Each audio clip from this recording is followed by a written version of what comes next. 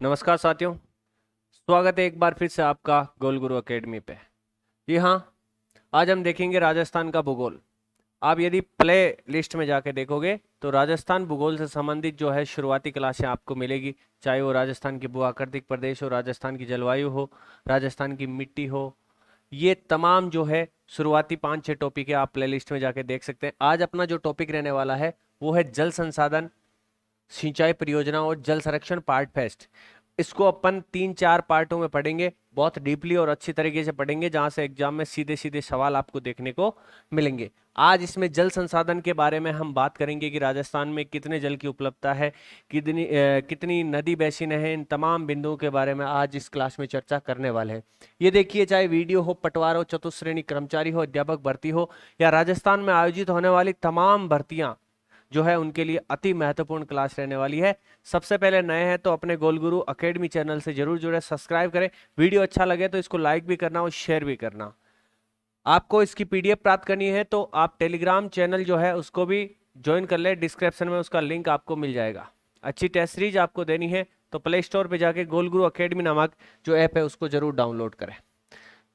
जी हाँ, बगैर किसी देरी के शुरुआत करते हैं। पीपीटी मोड इसलिए है कि कम समय में आपको अधिक मैटर उपलब्ध करवाया जा सकता है, वरना अपन डीपली पढ़ते लेकिन कंपटीशन एग्जाम में इतना एग्जाम फाइट करना मुश्किल हो गया है राजस्थान में कि पूछो ही मत, क्योंकि कंपटीशन बहुत ज्यादा है। तो कम समय में अधिक मैटर पढ़ने का प्रयास करेंगे। देखिए, सबसे पहले बात करते हैं राजस्थान में जल का महत्व है। जल है तो कल है, जल है तो जीवन है। सभी जगह, चाहे राजस्थान हो, विश्व हो या भारत हो, सभी जगह जल की अलग ही महत्व है। राजस्थान का अधिकांश भाग देखिए 50 से अधिक शुष्क व अर्ध शुष्क है। 61.11% राजस्थान का जो भाग है वो किस में आता है? मरुस्थल में आता है। मतलब 50% से अधिक भाग जो शुष्क है और अर्ध शुष्क क्षेत्र उसमें शामिल है। कई स्थानों में मास वार्षिक वर्षा जो है 25 सेमी से भी कम होती है। अब देखिए, अरावली का जो पश्चिमी भाग है, इधर 25 सेंटीमीटर से कम वर्षा प्राप्त की जाती है। और मरुस्थल की भी बात करें, ये जो 61.11 है, इसको भी दो भागों में बांटने वाली है 25 सेंटीमीटर समवर्षा रेखा। तो 25 सेंटीमीटर समवर्षा रेखा से भी कम यहाँ पर जो है 25 सेंटीमीटर से भी कम वर्षा राजस्थान में प्राप्त होती है। ठीक है, कई ऐसे क्षेत्र है जहां पर 25 सेंटीमीटर से कम वर्षा प्राप्त होती है। और अरावली की बात करें तो अरावली के पश्चिमी भाग में 50 सेंटीमीटर से कम वर्षा प्राप्त होती है।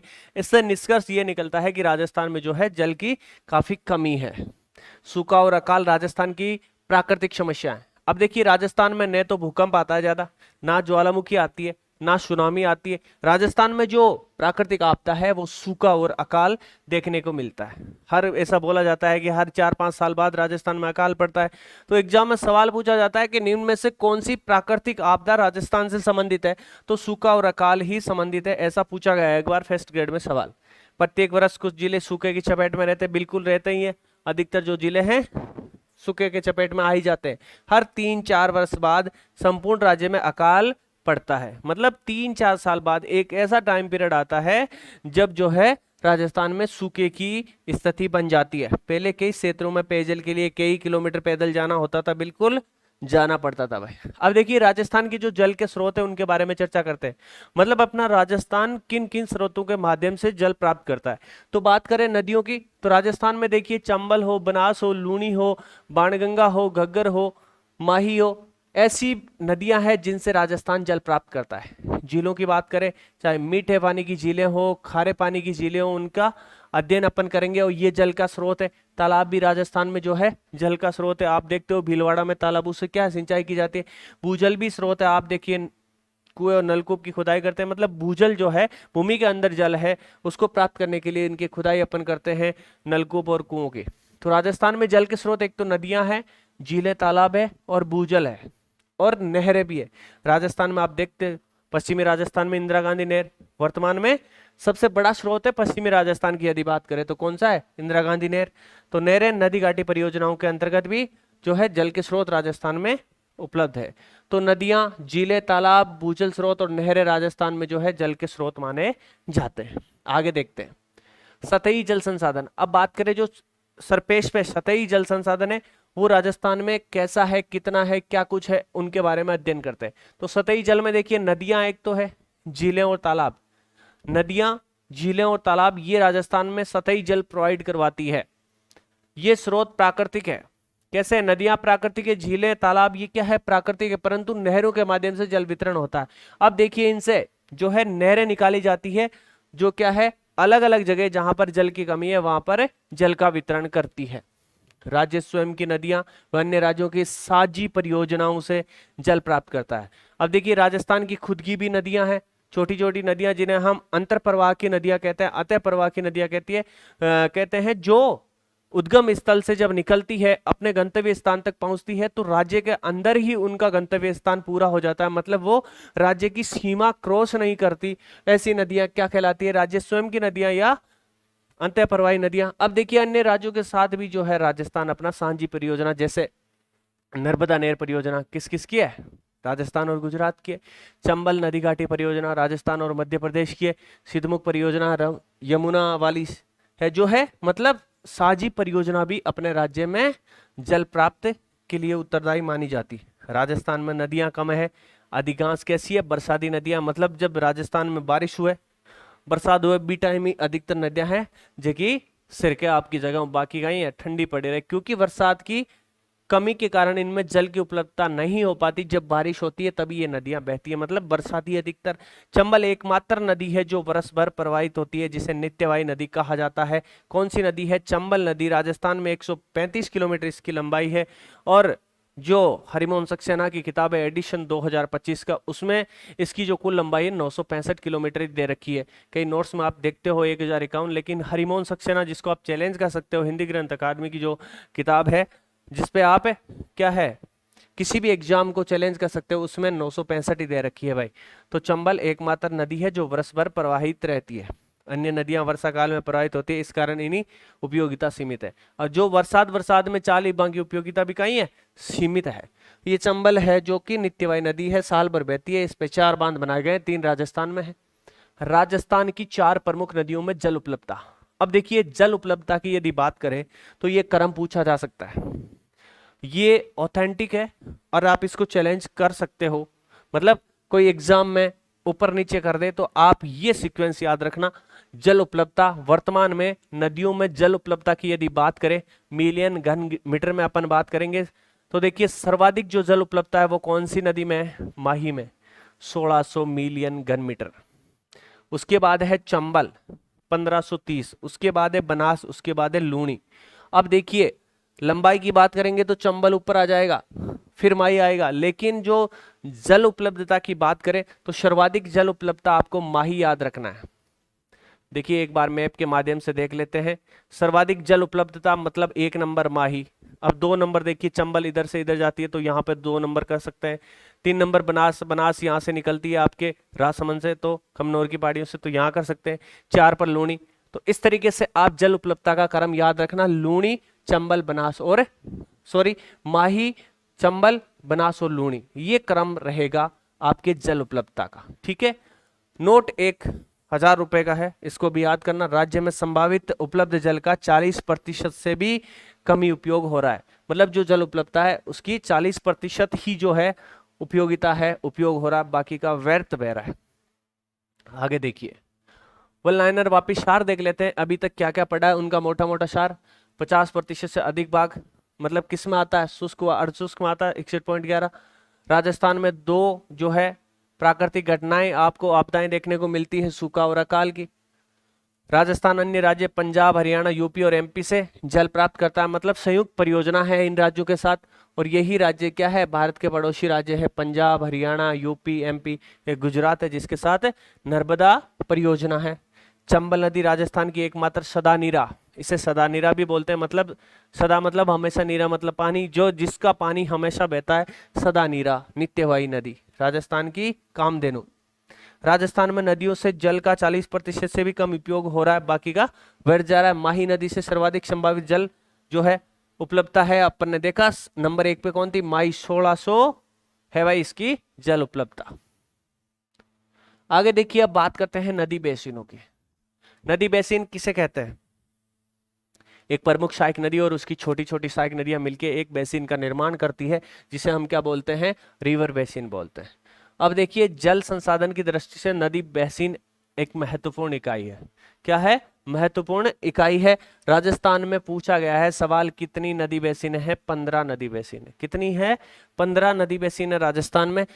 इसके अंतर्गत जो है अपन 58 उपबेसिन को शामिल करते हैं, मतलब 15 नदी बेसिनों को 58 उपबेसिनों में बांटा गया है और फिर इन्हें 541 सूक्ष्म जल ग्रहण क्षेत्र में बांटा गया है। 15 नदी बेसिन, 15 नदी बेसिन, 58 उपबेसिन और 541 सूक्ष्म जल ग्रहण क्षेत्र, ये आप याद रखोगे भाई। राजस्थान में नदी बेसिन कितनी है?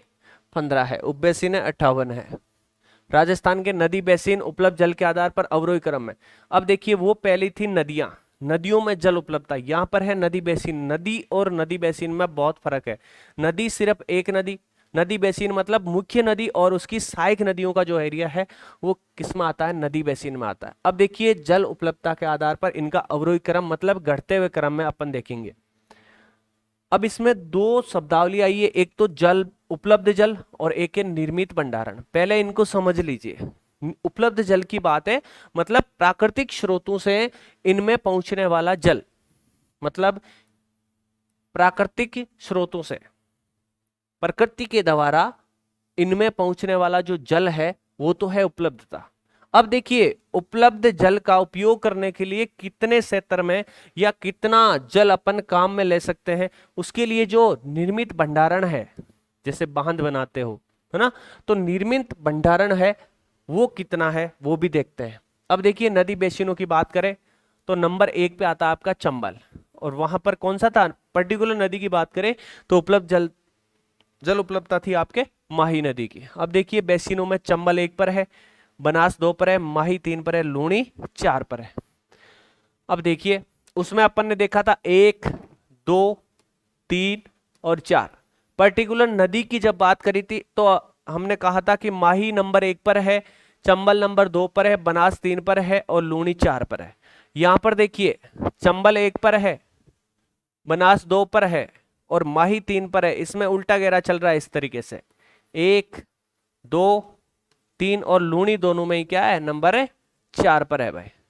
तो देखिए, इसमें जल उपलब्ध मतलब इतना जल प्राकृतिक स्रोतों से प्राप्त होता है, 5203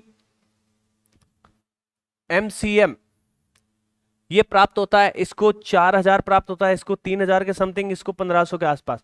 अब देखिए, इसका भंडारण, निर्मित भंडारण, इसके जल को रोकने के लिए व्यवस्था, मतलब भंडारण कितना? मान लो 5000 MCM जल प्राप्त होता है, 5200 के आसपास।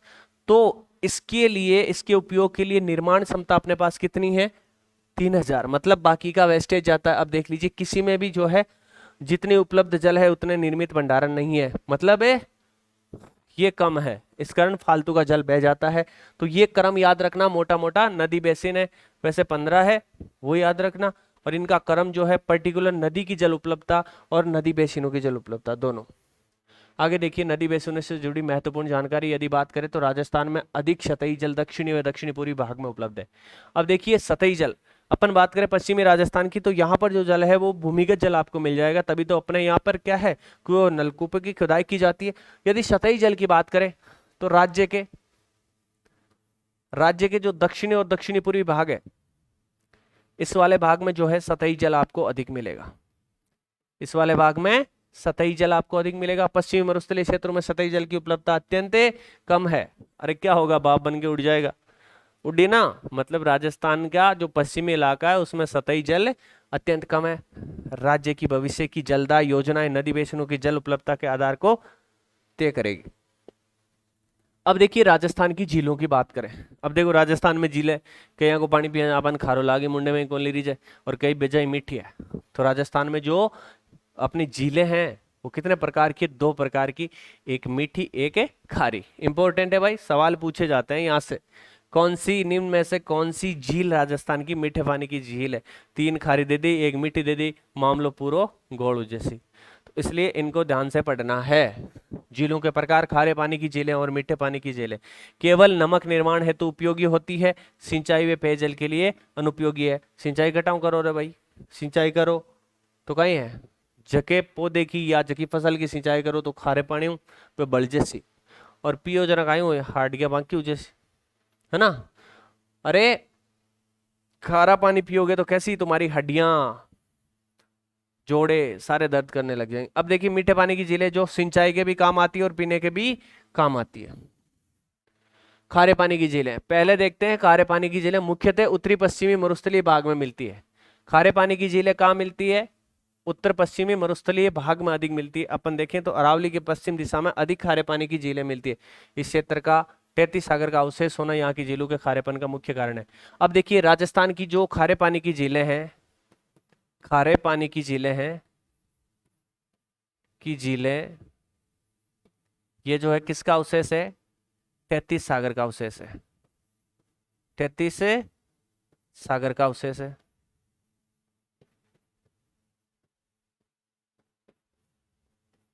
ठीक है। अब देखिए अरावली के पूर्वी भाग में पाई जाने वाली झीलें मीठे पानी की झीलें। अब राजस्थान के जो पूर्वी इलाके में जितनी झीलें मिलती है उनमें अधिकतर किसकी है? मीठे पानी की। तो दो चीजें आप समझ सकते हो कि ये मान लो राजस्थान है, बीच में विकिरण की भांति अरावली है, इधर वाली जो झीलें हैं वो खारे पानी की है, इधर वाली मीठे पानी की है। अब आपको कैसे समझना है? मान लो एग्जाम में पूछे जाए निम्न में से कौन सी झील खारे पानी की नहीं है, तो 3 तो पश्चिमी राजस्थान से देंगे, 1 पूर्वी राजस्थान से देंगे, तो आपके समझने में आसानी होगी। अब बात करें राजस्थान की सबसे बड़ी झील और भारत की दूसरी सबसे बड़ी खारे पानी की झील, पहला नंबर आता है चिल्का उड़ीसा वाली का, और दूसरा खारे पानी में आता है सांबर झील, जो कि प्रशासनिक दृष्टि से आपके जयपुर में है। वैसे डीडवाना, कुचामन और जयपुर दोनों में फैली हुई है सांबर झील। यहाँ पर देखिए केंद्र सरकार का उपक्रम लगाया गया है, तो यहाँ पर कौन सी सरकार का? केंद्र सरकार का उपक्रम है सांबर, राजस्थान की सबसे बड़ी खारे पानी की झील। उसके बाद है इससे लगभग 100 किलोमीटर इधर आओगे, मतलब हमारे डीडवाना की तरफ, तो अपने यहाँ खालडा मिलेगा। खालडा किसका? नमक का, मतलब डीडवाना झील। कौन सी झील? डीडवाना झील, जो आपके डीडवाना कुचामन जिले में पहले नागौर में पड़ती थी, वर्तमान डीडवाना कुचामन में पड़ती है। खारे पानी की झील है डीडवाना। यहाँ पर जो है सोडियम सल्फेट का कारखाना है और राज्य सरकार का उपक्रम यहाँ पर लगा हुआ है।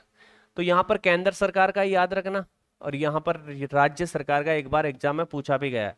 पंचभद्रा, देखिए पंचभद्रा बालोतरा जो नया जिला बना है आपके, बालोतरा बना है क्या? कमेंट बॉक्स में बताना नया जिला बना के नहीं बना बालोतरा। तो बालोतरा, ये पंचभद्रा जो झील है कहाँ पर है? बालोतरा में। फलोदी, फलोदी झील है, ये कहाँ पर है आपके? फलोदी खुद जगह पे, और फलोदी जिला हेडक्वार्टर। तो सांबर झील, डीडवाना, पंचभद्रा, फलोदी, ये किसकी है? खारे पानी की झीलें, और राजस्थान की तमाम खारे पानी की झीलें 33 सागर के अवशेष है। अब देखिए देश का 8.7% नमक उत्पादन करती है आपके सांबर झील, जिसमें एक विधि है क्यारी विधि। क्यारी विधि से सांबर झील में नमक निकाला जाता है, ये बिंदु भी याद रखना। अगला है लूणकरणसर। लूणकरणसर ये आपके बीकानेर में खारे पानी की झील है। कावोद झील, ये आपके खारे पानी की झील है जैसलमेर में। डेगाना झील, ये आपके नागौर में है। कुचामन, ये आपके डीडवाना कुचामन में। अब देखिए जो जिला बना है ना नया, डीडवाना और कुचामन, तो डीडवाना भी एक अलग खारे पानी की झील है और कुचामन भी एक खारे पानी की झील है। इधर नावा की भी अपन मान लेते हैं, नावा भी कभी नाम आए तो नावा भी खारे पानी की झील है। ताल छापर चूरू में, रेवासा झील और कछोर झील ये आपके सिक्कर में। ये सारी जो झीलें हैं वो किसकी है? खारे पानी की। इधर आप देखोगे एक बालसमंद झील आती है जो कि आपके जोधपुर में है, वो मीठे पानी की झील है। तो ये तमाम जो झीलें हैं वो खारे पानी की झीलें हैं। उधर पहले पेज में अपन ने देखी थी कौन सी? सांबर झील देखी थी, उसके बाद डीडवाना झील देखी थी, ये 2 बड़ी झीलें, मुख्य झीलें भी देखी थी अपन ने। ठीक है भाई, पंचभद्रा भी देखी थी, फड़ौदी देखी थी। आगे देखिए मीठे पानी की झीलें। खारे पानी की झीलों के बाद अब देखते हैं मीठे पानी की झीलें। जैसमंद झील, ये देखिए पहले कहां पर? उदयपुर में पड़ती थी, वर्तमान सलूम्बर में। इसे डेबर झील भी कहा जाता है। क्या कहा जाता है? डेबर झील भी कहा जाता है। जैसमंद झील की यदि बात करें तो मीठे पानी की राजस्थान की सबसे बड़ी कृत्रिम झील है, ये प्राकृतिक झील नहीं है, कृत्रिम झील है, राजस्थान की सबसे बड़ी मीठे पानी की। ठीक है। महाराणा जयसिंह के द्वारा 1687 से 1691 में गोमती नदी पर बांध बनाकर इसका निर्माण किया गया था। तो जयसमंद झील का निर्माण किसने करवाया था? महाराणा जयसिंह के द्वारा करवाया गया था 1687 से 1691 ईस्वी में। कौन सी नदी पर? गोमती नदी पर, ये भी फैक्ट याद रखना। आगे देखिए जयसमंद झील के बाद नंबर आता है, ये जयसमंद अब कहां पर है, सलूम्बर में। तो देखिए राजसमंद झील 1662 में, इससे पहले बनी हुई है महाराणा राज सिंह द्वारा। महाराणा राज सिंह द्वारा कांकरोली राजसमंद में, कहां पर, कांकरोली राजसमंद में अकाल राहत कार्यों के लिए, अकाल राहत कार्यों के लिए इस झील का निर्माण किया गया था भाई। ठीक है, कौन सी झील है, राजसमंद झील। तो मीठे पानी की झीलों में एक है आपके जयसमंद झील जो कि सलूम्बर में है, महाराणा जय सिंह के द्वारा निर्मित 1687 से 1691 में इसका निर्माण काल चला था। गोमती नदी पर बांध बना के किया गया था। उसके बाद राजसमंद झील राज सिंह के द्वारा 1662 ईस्वी में कांकरोली राजसमंद में अकाल राहत कार्यों के लिए बनाई गई ये झील थी। उसके बाद देखिए पिछोला झील, ये आपके कहां पर है, उदयपुर में है। राणा लाखा के काल में बंजारे द्वारा अपने बेल की याद में पिछोला गांव उदयपुर में निर्माण किया गया था। यहाँ टापू पर एक तो है जग मंदिर, एक है जग निवास, 2 महल है। शीशारमा व बुजड़ा नदी का पानी इसमें आता है, इंपॉर्टेंट है भाई। शीशारमा और बुजड़ा नदी कहां पर है, उदयपुर। इसका जो है जल कहां पर आता है, पिछोला झील में आता है। पिछोला झील में 2 महल बने हुए हैं, एक तो है जग मंदिर और एक है जग निवास। अब मंदिर हमेशा पहले बनता है, कहीं भी आप देख लो, अरे घराते पायो भरो तो पायो भरता ही एक मंदिर बनाओ, मतलब मंदिर पहले बनेगा और घर बाद में बनेगा। तो इसका निर्माण करवाया था जग मंदिर का तो जगत सिंह फर्स्ट ने, जो पहले है तो पहले जगत सिंह फर्स्ट के द्वारा, और इसका निर्माण जगत सिंह सेकंड के द्वारा करवाया गया था। जगत सिंह सेकंड के द्वारा इसका निर्माण करवाया गया था। अब देखिए फतेह सागर झील, 3 जिले देख ली, जयसमंद, राजसमंद और पिछोला। इसके बाद देख रहे हैं फतेह सागर झील, ये भी कहां पर है, उदयपुर में है। आपके मीठे पानी की झील है, जय सिंह द्वारा, महाराणा जय सिंह द्वारा निर्मित और राणा फतेह सिंह द्वारा इसका पुनर्निर्माण करवाया गया था। इस कारण इसका नाम भी क्या कर दिया गया, फतेह सागर झील। ये याद रखना, मीठे पानी की उदयपुर में स्थित झील है। इसके बाद देखिए उदय सागर झील, नाम से ही पता चल रहा है उदय सिंह द्वारा निर्माण किया गया था। 1559 से 1564 के मध्य करवाया गया था, और ये झील कहां पर है, आपके उदयपुर में है। ठीक है, उसके बाद चलते हैं नक्की झील। ऐसा माना जाता है, धार्मिक मान्यता है कि इसका निर्माण जो है देवताओं ने अपने नाखूनों से किया था। राजस्थान की सबसे ऊंची झील है, राजस्थान की सबसे ऊंची झील है, कहां पर है, माउंट आबू शिरोई में है भाई। यहां पर कौन सी जनजाति निवास करती है, यहां पर कौन सी जनजाति निवास करती है नक्की झील के आसपास, माउंट आबू सिरोही में। सिरोही में कौन सी जनजाति निवास करती है, कमेंट बॉक्स में बताना। आना सागर झील, ये कहां पर है, आपके अजमेर में है। और अर्णोराज चौहान द्वारा 1137 में, कौन से, अर्णोराज चौहान ने 1137 में अजमेर में निर्माण किया गया था आना सागर झील का। यहाँ पर सुभाष उद्यान है, यहाँ पर बारादरी दरवाजे हैं, बताओ देखे, है ना। आना सागर झील मीठे पानी की झील है, खारे पानी की नहीं है। किसकी झील है, मीठे पानी की झील है। वरुण सागर, पूर्व नाम फोय सागर झील। फोय सागर झील ये बाढ़ राहत कार्यों के तहत अंग्रेज इंजीनियर था एक, कौन था, फोय। बाढ़ राहत कार्यों के लिए फोय के निर्देशन में अजमेर में बांडी नदी पर, कौन सी नदी पर, बांडी नदी पर निर्मित फोय सागर झील, जिसका वर्तमान नाम क्या है, वरुण सागर। तो अजमेर में 2 पढ़ी अपन ने, आना सागर और फोय सागर।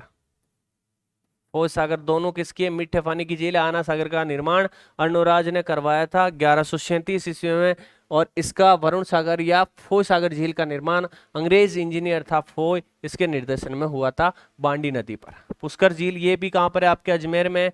अजमेर के थोड़ी से दूर चलोगे तो पुष्कर की घाटी आती है, वहां पर ये झील है और बहुत पवित्र झील मानी जाती है। और यहाँ पर पुष्कर में कार्तिक माह में मेला लगता है, हिंदू धर्म का बहुत बड़ा रंगीला मेला यहाँ पर लगता है, बहुत विदेशी आते हैं। सिलीसेट झील अलवर में स्थित झील है, कहां पर है, अलवर में है, याद रखना, सवाल पूछा जाता है, सिलीसेट झील अलवर। आगे देखिए कोलायत झील, ये पश्चिमी राजस्थान की बात करें तो एक बालसमंद झील आती है, कोलायत आती है, अजमेर की जो झीलें हैं यही है मीठे पानी की झील है। तो कोलायत झील किसकी है, मीठे पानी की झील है। और कहां पर है आपके ये कोलायत झील, ये बीकानेर में है, जहां कपिल मुनि का आश्रम है। किसका आश्रम है, कपिल मुनि का आश्रम कहां है, बीकानेर कोलायत झील पे। अब देखिए एक झील आती है बालसमंद, जोधपुर में स्थित है भाई ये झील। इसका निर्माण 1159 ईस्वी में प्रतिहार शासक था कौन, बालक राव ने करवाया था 1159 ईस्वी में। इसी कारण इसका नाम क्या कर दिया गया, बालसमंद कर दिया गया था 1159 में। मोटे तौर पे याद रखना, बालसमंद झील कहां पर है, जोधपुर में है और मीठे पानी की झील है। आगे देखिए, अब कुछ इंपॉर्टेंट फैक्ट है उनको भी देख लेते हैं। एक नदियां हैं और नदियों पर स्थित प्रमुख नगर है, तो बात करें तो कोटा है, कौन सी नदी पर है, पूछा जाता है कई बार। कोटा कौन सी नदी पर है, चंबल नदी पर है। सुमेरपुर है जो कहां पर है, पाली में है, ये कौन सी नदी पर है, सुमेरपुर जवाई बांध है, सवाई नदी पर बना हुआ है, सुमेरपुर बसा हुआ है, सॉरी। कोटा चंबल नदी के किनारे बसा हुआ है, सुमेरपुर जो कि पाली जिले में है ये आपके जवाई नदी के किनारे बसा हुआ है। चित्तौड़गढ़ की यदि बात करें तो ये बेडस नदी के किनारे, और आसिन जो कहां पर है, भीलवाड़ा में, ये खारी नदी के किनारे। आसिंद, खारी, चित्तौड़गढ़, बेडच, सुमेरपुर, जवाई, कोटा, चंबल। अब झालावाड़ आपके काली सिंध नदी के किनारे। डीसा जो कहां पर है, गुजरात में, ये पश्चिमी बनास के किनारे बसा हुआ है। राजस्थान से निकल के गुजरात से होती हुई फिर अरब सागर की ओर जाने वाली पश्चिमी बनास के किनारे डीसा जो कि गुजरात में है। बालोतरा लूणी नदी के किनारे है। आपको पता है नदी जब उफान पर होती है लूणी नदी, तो सर्वाधिक बाढ़ कहां देखने को मिलती है, यह बाढ़ कहां पर आती है, बालोतरा में आती है। अब देखिए गांधीनगर जो कि गुजरात की राजधानी, ये आपके साबरमती नदी के किनारे है, साबरमती नदी के किनारे है। अब देखिए राजस्थान में नदियों के निकट स्थित प्रमुख अभ्यारण्य की बात करें, कौन सी नदियों के किनारे कौन सा अभ्यारण्य है, तो संबंधित नदी विशेष जानकारी भी अपन देख लेंगे और अभ्यारण्य का नाम। तो राष्ट्रीय चंबल घड़ियाल अभ्यारण्य, ये कौन सी नदी पर है, नाम से ही पता चल रहा है चंबल नदी पर है, ये राजस्थान और मध्य प्रदेश की सीमा पर है। जवाहर सागर अभ्यारण्य, ये कौन सी नदी पर है, ये भी चंबल नदी पर है और कोटा के निकट है। जवाहर सागर अभ्यारण्य, चंबल नदी, कोटा। राष्ट्रीय चंबल घड़ियाल अभ्यारण्य, चंबल नदी, राजस्थान मध्य प्रदेश की सीमा। शेरगढ़ अभ्यारण्य जो कि परवन नदी पर है, कौन सी नदी पर है, परवन नदी पर है, और शेरगढ़ अभ्यारण्य आपके 12 में है भाई। बस्सी अभ्यारण्य की बात करें तो ये ओरई व बामनी नदियों के उद्गम क्षेत्र में है। कौन सा, बस्सी अभ्यारण्य, चित्तौड़गढ़ याद रखना भाई, बस्सी अभ्यारण्य चित्तौड़गढ़। ओरई और बामनी, ओरई और बामनी नदियों का उद्गम क्षेत्र है, वहां पर है और ये चित्तौड़गढ़ में है। भैंसरोडगढ़ अभ्यारण्य की बात करें तो ये चंबल और बामनी नदियों के संगम पर है और कहां पर है, चित्तौड़गढ़ में। भैंसरोडगढ़, चंबल, बामनी, चित्तौड़गढ़। बस्सी, ओरई, बामनी, चित्तौड़गढ़। शेरगढ़, परवन, 12। जवाहर सागर, चंबल, कोटा के निकट। राष्ट्रीय चंबल घड़ियाल अभ्यारण्य, चंबल, राजस्थान व मध्य प्रदेश की सीमा पर। आगे चलते राजस्थान में नदियों के त्रिवेणी संगम की बात कर लेते हैं।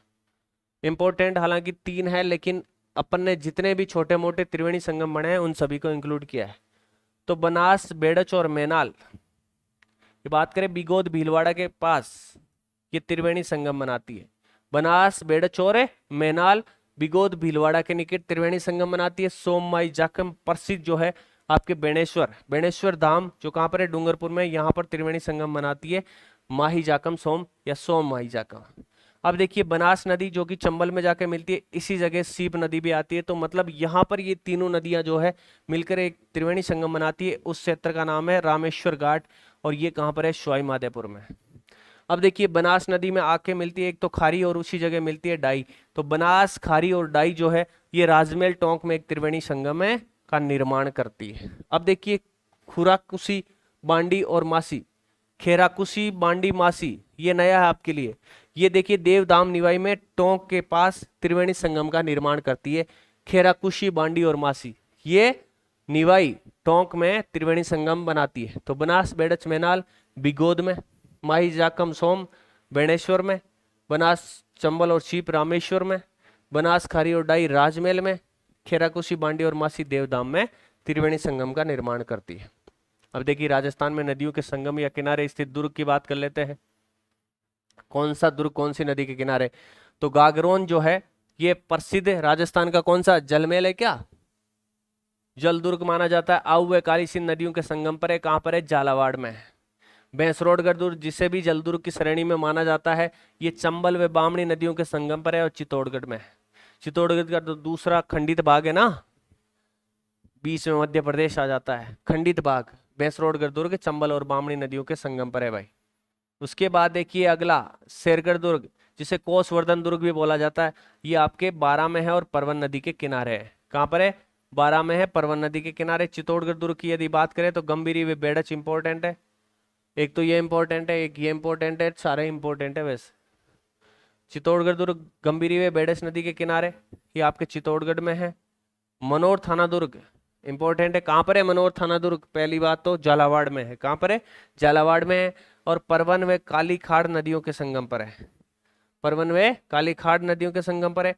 गढ़ पैलेस जिसे कोटा दुर्ग भी बोला जाता है, कहाँ पर है? कोटा में है और चंबल नदी के किनारे है।